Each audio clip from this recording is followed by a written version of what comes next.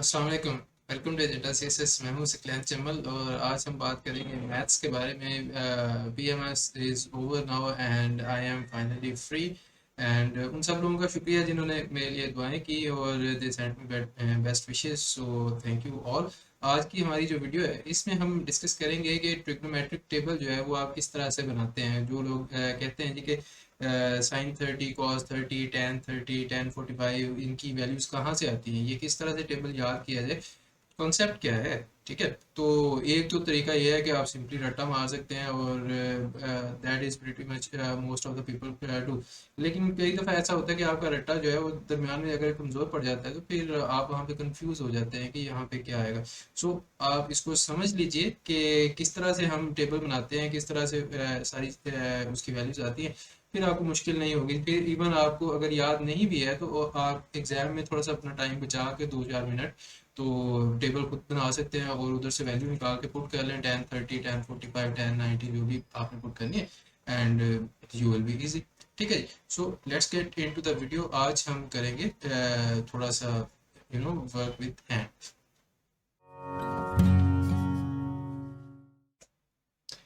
चलिए, अब बात यह है कि हमारे पास जो टेबल आता है वो कुछ इस तरह का होता है जी। आई होप कि आपको नज़र आ रहा है। तो साइन, कॉस और ten, 0 degree, 30 degree, 45 degree, 60 degree और 90 डिग्री, इन एंगल्स के ऊपर इनकी ये वैल्यूज आ रही हैं। ये कैसे आती? ठीक है जी। तो let's go back into the same worksheet. यहाँ पे हम टेबल ड्रॉ करते हैं जी। ये देखिए, यहाँ पे ये साइन हो गया, यहाँ पे कॉस हो गया और यहाँ पे tan लिख लीजिए। ठीक है जी। अब आगे आते हैं। ये आप ऊपर वाला जो खाना है, इधर क्या लिखेंगे? 1 2 3 4 5। ले जी, ये हमारा टेबल पूरा हो जाएगा। ठीक है। यहाँ पे हम लिखेंगे 0 डिग्री, ये 30 डिग्री है जी। यहाँ पे ऊपर बेसिकली हम एंगल लिखेंगे और ये साइन कॉस tan है। ठीक है। 0 30 45 60 और 90 डिग्री, ये पांच हैं जो बेसिक वैल्यूज हमें पता चलती है। अगला स्टेप क्या है कि आप यहाँ पे 0 से 4 तक लिखेंगे। 0 1 2 3 4। अब नीचे वाले जो है ना, ये कॉज और टैन, ये मैं आपको बाद में समझाऊंगा कि ये हम कैसे लिखते हैं। फिलहाल आप अभी इसको समझ लीजिए, प्रोसीजर को समझ लीजिए कि जो जीरो मैंने यहाँ पे लिखा हुआ है ना, ये 0 से 4 तक मैंने सिंपली लिख दिया है। तो मैं क्या करूँगा, 0 और उसके नीचे 4 लिखूंगा। ठीक है जी। और इस पूरे का स्क्वायर रूट है। सिमिलरली 1 लिखा हुआ है मैंने, तो 1/4 का स्क्वायर रूट है। 2 लिखा हुआ है, 2/4 का स्क्वायर रूट। 3 लिखा हुआ है, 3/4 का स्क्वायर रूट। और 4/4 का स्क्वायर रूट। ठीक है जी। ये करना है आपने। 0 1 2 3 4 लिखा, उसको सारों को 4 से डिवाइड कर दिया और स्क्वायर रूट ले लिया। हर एक का स्क्वायर रूट लेना है, हर एक को 4 से डिवाइड करना है। ओके जी। तो 0 divided by 4 is equal to 0। तो 0 का स्क्वायर रूट भी 0 ही आएगा, लिहाजा यहाँ पे हमारी वैल्यू आ जाएगी 0। एक मिनट में इधर इनको इरेज कर दूं। ठीक है जी। अच्छा, ये नीचे हम वैल्यूज तो हमारे पास आ गई है ना जो हमने लिखनी है। आई होप कि ये स्क्रीन पे आ रहा है बस। ठीक है। तो 0 डिवाइडेड बाई 4 जो है क्या आता है? 0। और उसका स्क्वायर रूट भी ले, आपके पास 0 आ जाए। फिर आ गया जी 1/4। तो 1/4 वन, इसको मैं लिख सकता हूँ कि स्क्वायर रूट 1/4। ठीक है जी। और अगर आप इसको सॉल्व करें, 1 का स्क्वायर रूट क्या होगा? 1। 4 का स्क्वायर रूट क्या होता है जी? 2। ठीक है जी। तो 1/2 सिंपल आ गया साइन 30 की वैल्यू। फिर आगे आते हैं। चले, इसके यहाँ पे लाइन लगा दीजिए और फिर आगे रेड पेन से हम करते हैं। 2/4 है तो 2 1 ज़ार 2, 2 2 ज़ार 4। तो 1/2 का स्क्वायर रूट है पूरे का। ये क्या हो जाएगा? 1 का स्क्वायर रूट तो 1 ही होता है। 1/2 स्क्वायर रूट। इसको आप इस तरह से भी लिख सकते हैं कि अगर आप ऊपर और नीचे स्क्वायर रूट 2 से मल्टीप्लाई कर दें, यानी कि square root 2 over square root 2 में मल्टीप्लाई करता हूँ, ये आपस में कट जाएगा, कोई मसला नहीं है। लेकिन मैं अगर इसको दूसरी तरह से रिप्रेजेंट करना चाहूँ तो ये स्क्वायर रूट 2 ऊपर आ जाएगा। ठीक है जी। स्क्वायर रूट 2 आ गया और नीचे दो स्क्वायर रूट वाले हैं तो उनमें से स्क्वायर रूट कैंसिल हो जाएगा और सिंपल 2 रह जाएगा। इस तरह से भी हम रिप्रेजेंट करते हैं जैसा कि आपके टेबल में दिया गया है। ये देखिए जी, ये स्क्वायर रूट 2/2 की फॉर्म में लिखा हुआ है, इससे आपने कंफ्यूज नहीं होना है, चाहे आप स्क्वायर रूट 2/2 लिख लें या 1/√2 लिख लें, बात एक ही है। ठीक हो गया जी। अगली चीज पे आते हैं जी। आगे हमारे पास क्या है, 3 आ गया, 3 और 4 को हमने सॉल्व करना था। 3 स्क्वायर रूट 3 और स्क्वायर रूट 4 है, तो स्क्वायर रूट 3/स्क्वायर रूट 4 इस तरह से आप इसको लिख सकते हैं। स्क्वायर रूट 3 जो है हमें नहीं पता, तो स्क्वायर रूट 3 वैसे आ गया, और ये स्क्वायर रूट 4 क्या आ जाएगा 2, तो स्क्वायर रूट 3/2 जो है ये आपका इसका आंसर है। और 4/4 4 1 तो 1 का स्क्वायर रूट आपके पास 1 आ जाएगा। ये सारी वैल्यूज यहाँ पे पुट कर दीजिए।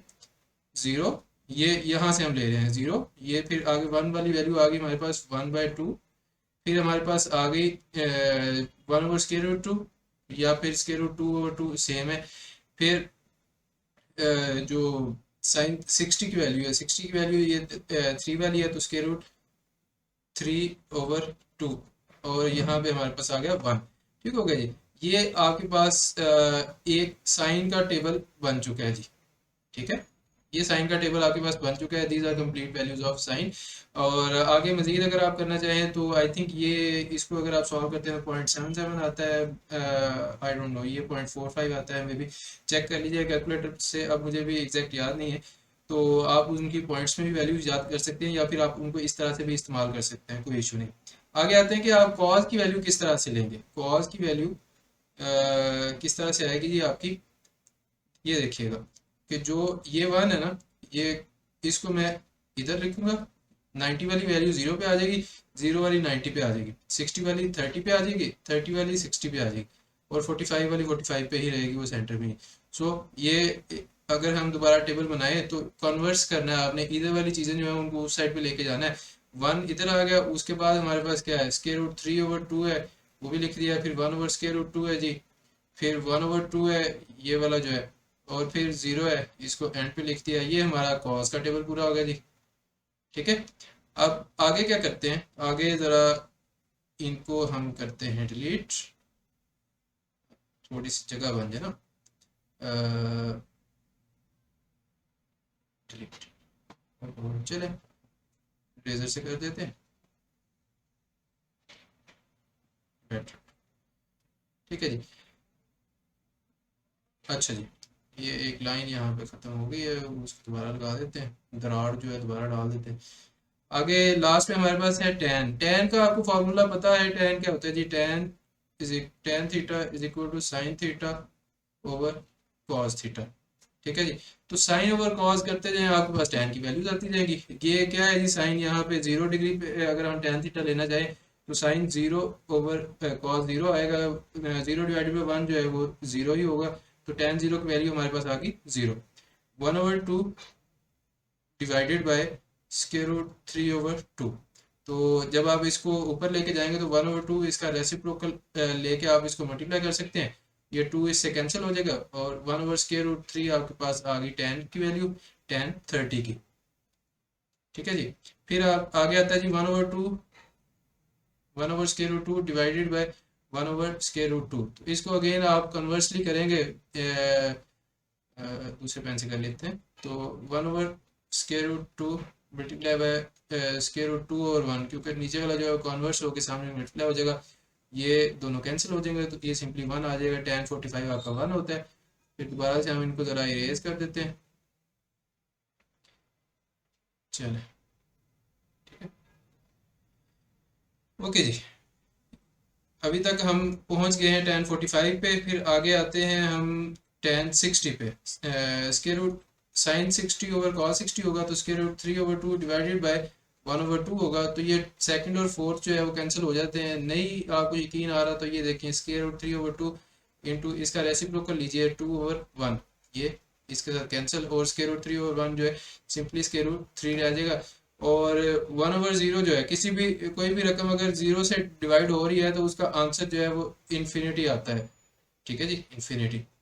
तो यहाँ पे हमारे पास आ जाएगा infinity. I think this is pretty much it. आपको समझ आ गई होगी कि हमने टैन साइन कॉस टैन के टेबल्स किस तरह से बनाने हैं। नॉर्मली आपको ये tan 45 की वैल्यूज यूज़ करनी होती हैं, sin 30 वगैरह, cos 60, इस तरह की वैल्यूज होती हैं, या जो मतलब डायरेक्टली राउंड होती हैं। बहुत रेयर है कि आपको 1/√3 यूज़ करना पड़े या √3 यूज़ करना पड़े, that is extremely rare.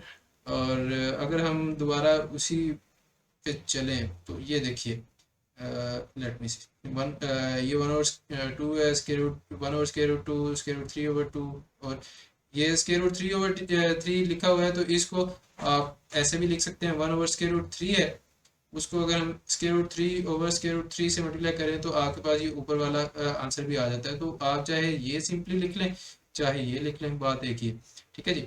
And not defined का मतलब क्या है कि यहाँ पे इन्फिनिटी है, ठीक है जी। इन्फिनिटी को हम कहते हैं नॉट डिफाइंड, वो हम गिन नहीं सकते। So this is pretty much it about making the trigonometric tables. I hope that this exercise was helpful for you, and this video will help you in your exams. And make sure you like and subscribe, और अपने दोस्तों के साथ share कर दिया करें, उनका भी फ़ायदा हो जाएगा, वो भी आपके साथ एग्ज़ाम पास करके ज़रा इकट्ठे ट्रेनिंग पे आप जाएंगे। तो मैं I am very happy to be here back here with you guys, and आप लोगों का फीडबैक जो है माशाल्लाह से काफ़ी पॉजिटिव है, and I have been seeing the comments, उनको मैं अब आहिस्ता आहिस्ता बारी बारी रिप्लाई भी करता रहूँगा। और उसके अलावा जो इंग्लिश ऐसे पढ़ना चाह रहे हैं या फिर उसकी वैल्यूएशन वगैरह करना चाह रहे हैं, उसके लिए मैं जल्द ही आपको इन्फॉर्म कर दूंगा कि क्या सीन है। क्योंकि मुझे काफ़ी लोग कह रहे थे कि हमने इंग्लिश ऐसे सीखना भी है, लिखना भी है, चेक भी करवाना है, हमारा एक्सप्रेशन भी इम्प्रूव होने वाला है। तो सारे के सारे जो सिचुएशन है ना, वो एक टाइम पे नहीं चल सकती, ठीक है। कोई बच्चा जो है वो आउटलाइन पे है या एडवांस्ड स्टेज पे है, कोई बिल्कुल बिगनर है, उसकी ग्रामर ही नहीं ठीक, उसको ग्रामर की गलतियां पॉइंट आउट करने की ज़रूरत है।